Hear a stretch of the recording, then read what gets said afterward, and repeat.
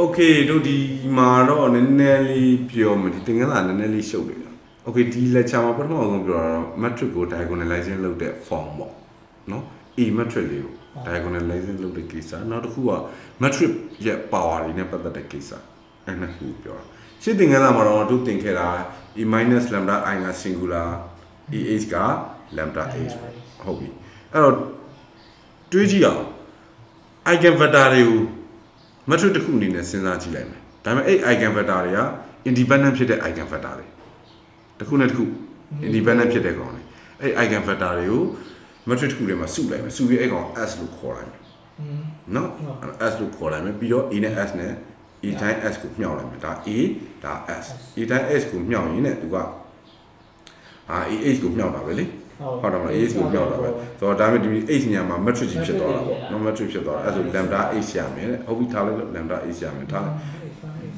lambda H ရမယ်ဆိုတဲ့အခါကျတော့ပြန်စဉ်းစားကြည့်အောင် S က S ပဲ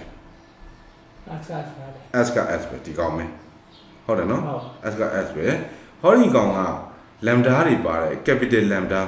ဒီသင်္ကေတနော် capital lambda အဲ့တော့ lambda I လေဟုတ်တယ်မလား lambda I ကိုဒီလိုပုံစံမျိုးပဲဖြစ်သွားမှာပေါ့ဟုတ်တယ်နော်အဲ့တော့ဘာကြီးလို့ရလဲဆိုတော့ AS က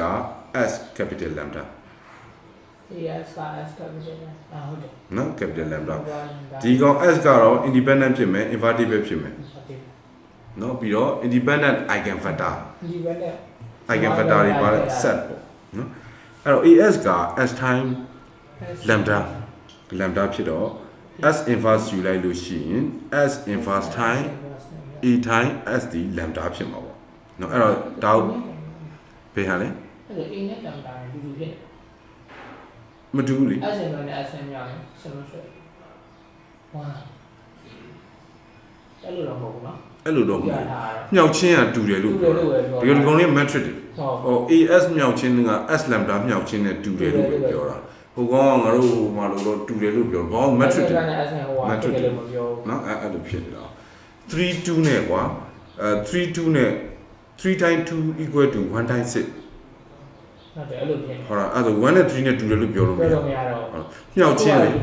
ဟိုပေါင်းချင်းနှုတ်ချင်းဆိုရင်တော့ပြောလို့ရတာနော်ဒါကမတူအဲ့တော့ S inverse time A time S ဒီ lambda matrix ဖြစ်တယ်နော် lambda capital lambda ဖြစ်တယ်အဲ့တော့ this is diagonalization နဲ့အဲ့တော့ matrix A ကို diagonalization လုပ်ထားတာပဲဒီကောင်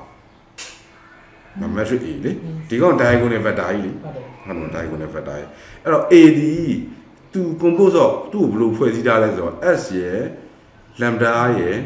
S inverse ရယ်နဲ့ဖွဲ့စည်းတိုင်းဒီလိုမျိုးသုံးခုကိုဖွဲ့စည်းလိုက်ရင် A ရမယ်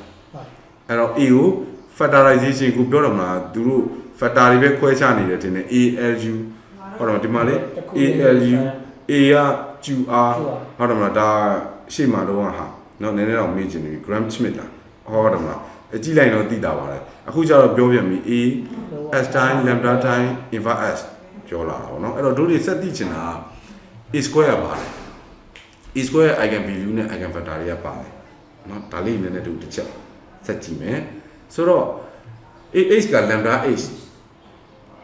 ဟုတ်တယ်နော်အဲ့ဒါဆိုရင်0ပဲတွေးကြည့်လိုက်လေ A square H ဆိုရင်ရော A square H ဆိုရင် lambda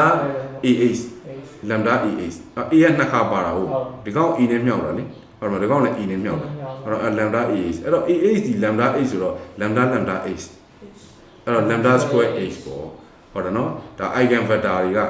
ဒါအတူတူပဲ eigen vector ကတော့ဒီကောင်တော့ဒီကောင်ပဲဟုတ်ပြီအဲ့တော့ဒီ do case မှာလည်းကြည့်အောင် do case မှာ matrix A ရှိရယ် S time lambda time S inverse ဆိုတော့ A square ဆိုရင်ဒါနှစ်ခုပေါ့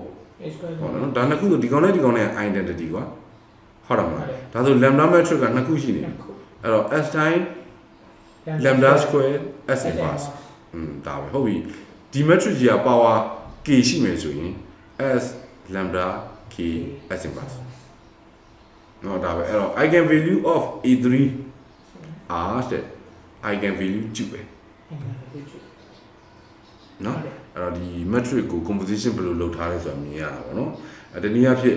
eigen value နဲ့ eigen vector power of matrix ကိုနားလည်စီတယ် okay ဟုတ်တယ်လေ matrix တွေ power ဘယ်လိုလုပ်မလို့သိမှမသိပဲဒီတိုင်းချမြောက်တာတော့ရတာပေါ့ဟုတ်တယ်မလား ချမြောက်တာတော့ဒီတိုင်းရတယ်အဲ့တော့ square metric တစ်ခုကို100 power ယူရင်ဘယ်လိုလုပ်လဲအဲ့ဆိုရင် LU တွေမြောက်အောင်ပေါ့ LU ဆိုတော့ဟိုပါနော် lower triangular နဲ့ upper triangular နဲ့တော့အမျိုးမျိုးပြောတယ်အဲ့တော့ဒါဒီအဲ့လိုမြောက်ဖို့ဆိုရင်အဆင်မပြေဘူးတဲ့ဒါမျိုးလေးယူဆိုင်တော့ S lambda power lambda metric power 100နော် eigen value တွေက power of a metric ကိုပေါ်ပြတယ်ဒါပဲအဲ့တော့နောက်ထပ်အမြင်တစ်ခုတိုးတာပေါ့နော် metric power ကိစ္စတွေကဘယ်လိုသွားလို့ရလဲဆိုတော့ဥမာ metric ကို power က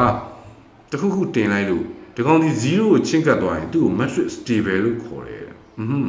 ပြောချင်တာကတော့ k infinity ချင်းကပ်သွားမယ် metric a ကိုကွာ k power ယူရင်ညှောက်ချပလိုက်တဖြည်းဖြည်းသေးသွားမှာဟုတ်တယ်နော် a power 2ဆိုရင် a ထက်နည်းနည်းသေးသွားပြီ a power 3ဆိုရင်ပိုသေးသွားပြန်ပြီအဲ့အခါကျတော့ဒီကောင်ကို stable metric လို့ပေါ့တနည်းအားဖြင့်ပြောပိုသေးသွားဆိုတော့ကဗမျိုးလုံးနဲ့ဗာမြင်လားဆိုတော့စုသွားတဲ့ဟာမျိုးကိုသွားမြင်ရမှာတနည်းအားမှာသွားစုတာလေဟုတ်တယ်မလား converge ဟုတ်တယ်စုသွား converge ဖြစ်သွားတာပေါ့နော်အဲ့လိုမြင်ရတယ်ဆိုတော့ဟုတ်ပြီအဲ့ဒါဘာကြောင့်နေသွားလဲဆိုတော့ကဏ္ဍတိကျဘက်ကစဉ်းစားကြည့်တယ် lambda တန်ဖိုးက1 time ငယ်နေလို့ပေါ့lambda တန်ဖိုး1 time ငယ်နေလို့ဟုတ်တော့ n dimensional တွေဆိုတော့ lambda တွေအများကြီးရှိတယ် infinity ရှိတော့ 0.01 နဲ့ 0.01 မြောက်သေးသွားပြီနောက်ထပ် 0.01 တစ်ခါတည်းသေးသွားတော့အဲ့တော့0ကိုချင်းကပ်သွားလိုက်ပါတော့သူက stable metric လို့ခေါ်ခြင်းတယ်တဲ့အဲ့တော့ pure eigen value approach eigen factor approach ဘာဖြစ်တော့ဒီကောင် need independent eigen factor ဟုတ်ပြီအဲ့တော့ဒီ SAS ပေါ့တနည်းအားဖြင့် S time lambda time S inverse ဆိုတာဒီထမ်းနဲ့ဖော်ပြဆိုတာ pure eigen value လို့တယ်နောက်တော့ independent eigen factor လို့တယ်အဲ့ဒါရှိမှ diagonalize လုပ်လို့ရမှာ diagonalize လုပ်လို့ဆိုတာဒါပဲလေ a equal to s time lambda time s inverse ပေါ့နော်အဲ့တော့ကြည့်ရတာအကုန်လုံးလုပ်လို့မရဘူးเนาะဘာလို့ဆိုတချို့ဟာတွေက eigen value တွေထက်နေဟောနော် eigen factor တွေကမစုံနေတာရှိမယ်เนาะပိုနေတာလည်းရှိနိုင်တယ်အဲ့ခါကျတော့ तू က n independent လို့ तू ကပြောတာမလို့เนาะအဲ့ခါကျတော့ n independent eigen factor ရှိမှ diagonalization လုပ်လို့ရမယ်အဲ့ဒါကြောင့် metric တွေရဲ့ tagging ကိုဒီပုံစံမျိုးနဲ့ပေါ်ပြလို့ရတယ်ဒါကိုပြောချင်တာပါ A is sure to have an independent eigen factor and B diagonalizable အဲ့ဒါဆိုရမယ်နော်ပြီးတော့ if all the lambda are different lambda တွေက repeated ဖြစ်နေလို့မရဘူး lambda တန်ဖိုးလည်းတူနေလို့မရဘူးเนาะ okay ဘာတာနှစ်ခုလုံးမတူမှရမှာပေါ့မှန်တယ် lambda တန်ဖိုးတူနေတဲ့ခါကျရင် eigen factor မှာပြဿနာတော့တက်မယ်ဟုတ်တယ်မလားခုနကတော့ case တပတ်နေဖြစ်ပေါ်မှာပြဿနာတက်မယ် okay အဲ့တော့ repeated eigen value ရှိမယ်ဆိုလို့ရှိရင်တဲ့ an independent eigen factor ကရှိတယ်ရှိတာလည်းဖြစ်နိုင်တယ်လို့မရှိတာလည်းဖြစ်နိုင်တယ် okay ထားတော့ဆိုပါစို့တဲ့ထပ်မိုင်10 identity metric ရဲ့ eigen value တွေကဘာတွေလဲeigen value က eigen value 1တွေက10ချင်းဖြစ်တယ်ဟုတ်တယ်နော်ပြီးတော့ကြိုက်တဲ့ vector ထည့် eigen vector ပဲပြန်ရမှာ identity metric ကိုany နဲ့လာထည့်ပါရဟုတ်ပြီနောက်တော့ 2 metric ဒီမှာ eigen value ကဘယ်လောက်လဲအဲ့တော့တွက်ကြည့်လိုက်ရင်2 lambda 2 lambda square 2 ဟုတ်နော်2နဲ့မနေ့ခုနကဟုတ်တယ်အဲ့တော့ eigen factor ကိုရှာမယ်ဆိုရင် a 2 i ဆိုတော့0100ခုနဟာအတိုင်းပဲရတာပေါ့နော်အဲ့တော့နာဒီကောင်က0ရမယ်လို့ပြောလိုက်တာကတော့ဒါဟို null space ကိုပြောတာပဲပေါ့ကွာဟုတ်တယ်မလားအဲ့တော့ null space of a minus lambda I only one dimensional ပဲရှိတယ် okay ဟုတ်တယ် eigen တစ်ခုပဲထွက်လာတာဒါကြောင့် eigen factor နှစ်ခုလုံးလောက်မရှိတာဖြစ်တယ်ဒါကိုပြောချင်တာပါအဲ့တော့ h1 က10ဒီကောင်သားလေး null space ထဲမှာရှိတယ်01ဒီ null space ထဲမှာမရှိဘူးအခါကျတော့ဒီ0100ဒီ metric ပဲဖြစ်ဖြစ် original metric ပဲဖြစ်ဖြစ် diagonalize လုပ်လို့မရဘူးเนาะအဲ့ဒါ diagonalize လုပ်တယ်ဆိုတာက an independent eigen factor တွေရှိရမယ် eigen value တွေ repeat မဖြစ်အောင်ဒါမှ diagonalize လုပ်လို့ရအောင်အဲ့ဒါခုနက question အဲ့ diagonalize လုံးမှပြည်လဲမှာပေါ့ S အဲ့ကြိုင်ပြီးဘာလုပ်လို့ရမလဲ metric power တွေတွက်လို့ရမယ် ဟုတ် ဒါပဲ lambda တော့မရှာအောင်ပါဘူး လမ်ဒါတက်ဖို့ နော် okay အဲ့ဆိုရင်တော့ဒီကောင်ကတော့ဒီလောက်နဲ့ပဲဟိုရက်လိုက်မယ်เนาะဒီလောက်ထိနားလဲရင်မစိုးလို့ယူစားတော့